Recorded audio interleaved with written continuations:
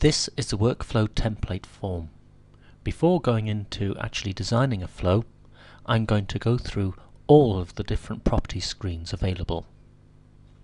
First of all, look at Tools and Options. Here we have 4 tabs. A general tab defining the way the actual designer screen works, default folders that we're going to use to store designer objects, authoring properties, and step properties. So for the designer defaults, we can show a grid on the form, and you see that we have a grid available. Typically, if you leave the options as their default, it will work perfectly well. The top set of options dictate how the designer pane works. The second option says how the steps pane is going to work. The third one dictates how a double click left mouse button works, and if we look at the options in here, we can see that it edits the step properties, locates the step in the canvas, or toggles to an expanded state. I'm going to leave it as the default. And we have a copyright notice, which is applied to all workflow steps. Default folders, very useful to set this up first of all so that you don't have to set them up again later on. When you do this once, this will apply to all new templates. So first of all, we can either select a new folder by using Browse, selecting a folder and clicking Open, or we can leave it blank and set it up on the flow each time. Notice that we have options for the default to store the templates. I'm using a Flows folder, one for setting up a Running Flows folder, one for setting up a Completed Flows folder, one for Custom Forms, and finally one for Custom Scripts. You can see that I've created a Workflow folder here, and underneath I have 5 subfolders.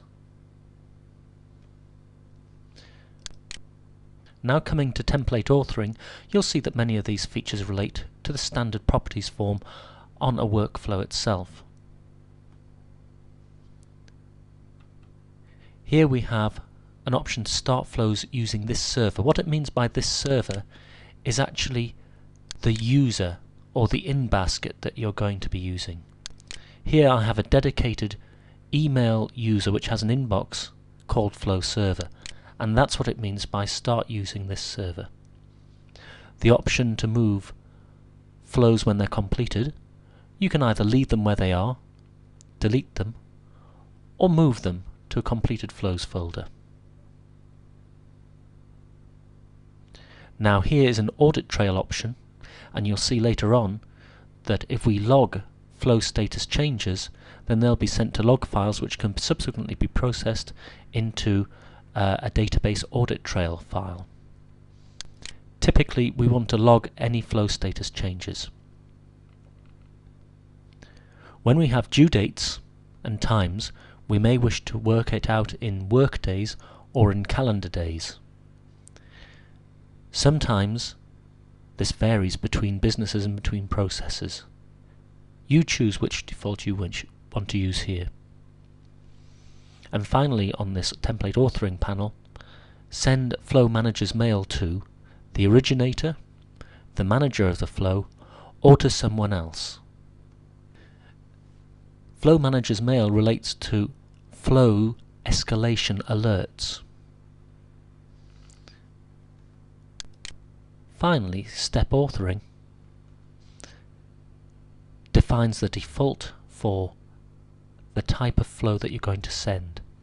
So, do you want to allow recipients to view the audit trail per flow? Yes or no? And what's the standard importance for each message? Is it low, normal or high? And finally, the launch step default. Launch flows using this server, while typically you want to use the same as you used before, unless you have a multi-server environment.